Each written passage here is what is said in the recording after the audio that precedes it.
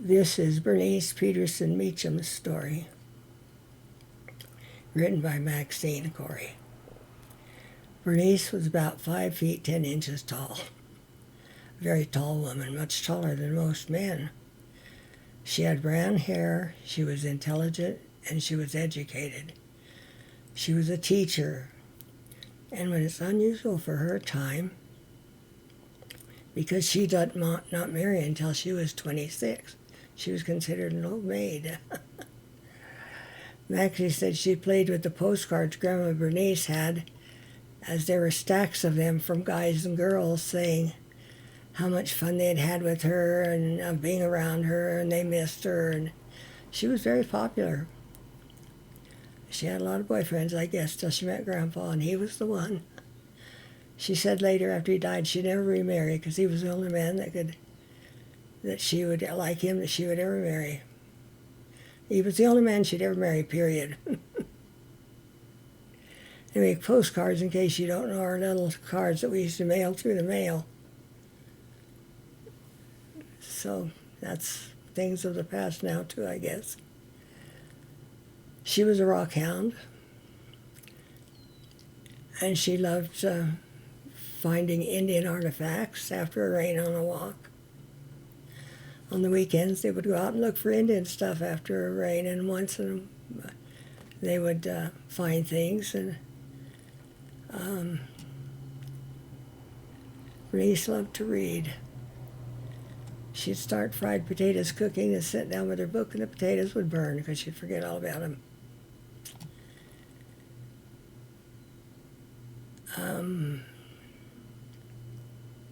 She was a strong woman, had strong opinions, was knowledgeable on history, and especially loved history.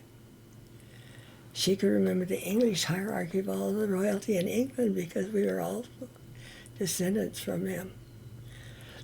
Leland and Sandy were going to go to Hawaii one year, so they called her up and asked her to go with them, and she said, "No, I think I'll stay home." As soon as she hung up, she thought, "What did I just do?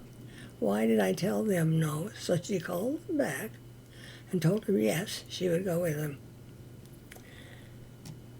She had said it, she went in a wheelchair, though, but she had a wonderful time. And she was an avid crossword puzzle worker, and she made crossword puzzles and sold them to puzzle companies that used them. She also watched the landing of the man on the moon and was so excited about that, she sat glued to the television. For a woman who walked by the side of a wagon at 6 years old from Illinois to Cripple Creek, Colorado, that was something to see.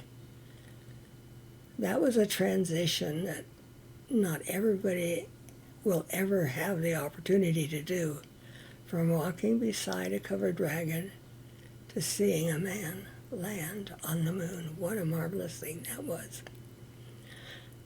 But she was interested in everything new and exciting.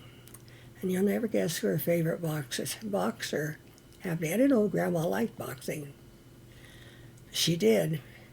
And her favorite boxer was Cassius Clay, or Muhammad Ali, as he became later on. She loved sports. She loved playing cards, especially cribbage, and different other games. She played cribbage with Grandpa every night at Hilltop. When he won, she'd get mad and say, "I'm never going to play another game with you," and put the board away and be angry. Then the next night, she'd drag out the cribbage board for another game. Oh, she made homemade bread and was a wonderful cook when she wasn't reading. Her homemade bread was wonderful. She would cut off the heel of her bread and put butter on it for me.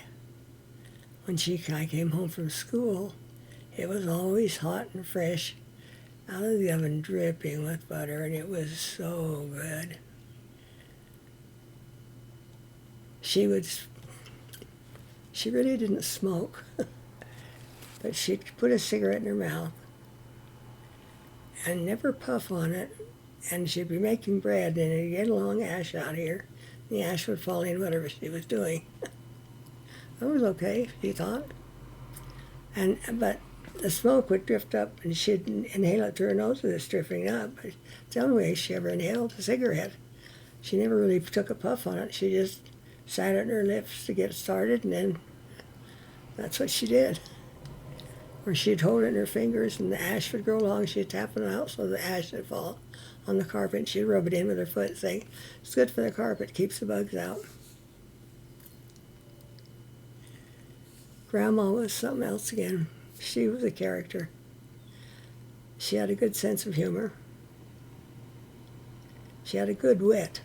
I mean, she could come up with some things that were quite quick off, and I'd always sit there and wonder how she got them so fast. But she did. She was just a strong woman, marvelous woman, and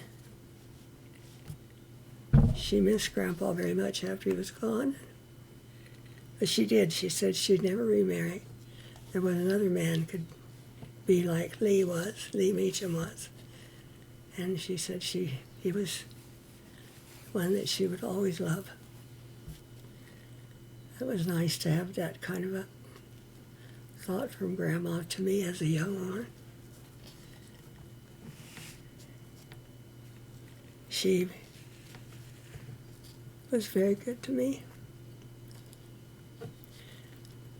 She did things for me that nobody else did. She knew that I was having difficulties. She'd talk to me or something. Put her arms around me and hug me. I loved her dearly. Still do. I guess I always will.